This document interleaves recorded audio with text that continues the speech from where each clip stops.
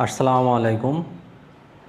আজকে আলোচনা করব অ্যানাল ফিশার বা গেজ বা পায়ুপথের ব্যথা ঔষধ ছাড়া কিভাবে ভালো থাকা যায়। আমরা অনেকেই অ্যানাল ফিশার, গেজ ও পায়ুপথের ব্যথায় ভুগে অনেক কষ্ট পাই। ঔষধ ছাড়া কিভাবে ভালো থাকা যায় তার কয়েকটি পদ্ধতি নিয়ে আলোচনা করব। প্রথমত, যদি কারো অ্যানাল ফিশার বা পায়ুপথে গেজ হয়ে থাকে তবে সে নিয়মিত সিডস বাথ নেবে।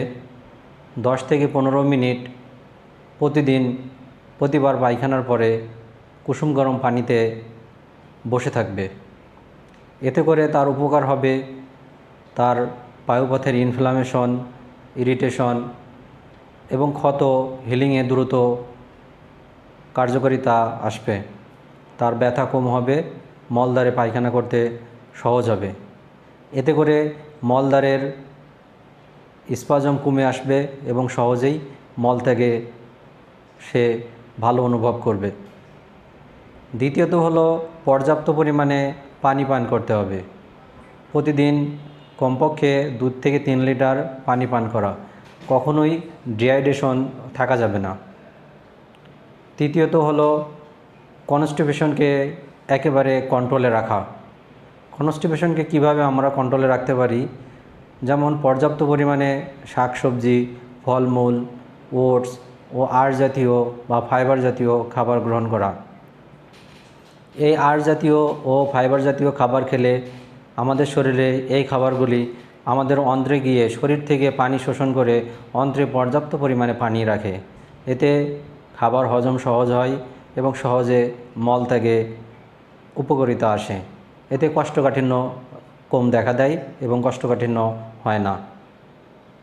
তৃতীয়ত হলো ধূমপান ত্যাগ করা। ধূমপানের কারণে আমাদের শরীরে ডিহাইড্রেশন তৈরি হয় এবং এই ডিহাইড্রেশনের ফলে আমাদের কোষ্ঠকাঠিন্য দেখা দেয়।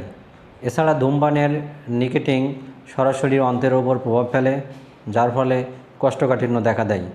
তাই ধূমপানকে পরিত্যাগ করতে হবে। এছাড়া নিয়মিত এক্সারসাইজ করলে আমাদের কোষ্ঠকাঠিন্য থেকে মুক্ত থাকা যায় এবং পায়ুপথের ব্যথা থেকে মুক্ত থাকা যায়। কারণ নিয়মিত এক্সারসাইজ করলে আমাদের পেশি ও অন্ত্রের কার্যক্ষমতা বেড়ে যায়। এতে গ্যাস কম হয়, খাবার সহজে হজম হয় এবং অন্ত্রের পেরিস্টালাইসিস বেড়ে যায়, যার ফলে কোষ্ঠকাঠিন্য দেখা দেয় না এবং সহজেই মলত্যাগ হয়। এই নিয়মগুলো যদি কেউ মেনে চলে তবে অবশ্যই পায়ুপথের ব্যথা থেকে সে ঔষধ ছাড়াই ভালো থাকতে পারবে। এরপরও যদি ভালো থাকতে না পারে তাহলে চিকিৎসকের পরামর্শ অনুযায়ী বাজারে কিছু ওটিসি ড্রাগ আছে, ল্যাক্সেটিভ জাতীয়, যেমন বিসাকোডিল, ল্যাকটোলোজ, সোডিয়াম পিকোসালফেট। চিকিৎসকের পরামর্শ অনুযায়ী নির্দিষ্ট ডোজে গ্রহণ করে ভালো থাকতে পারবে।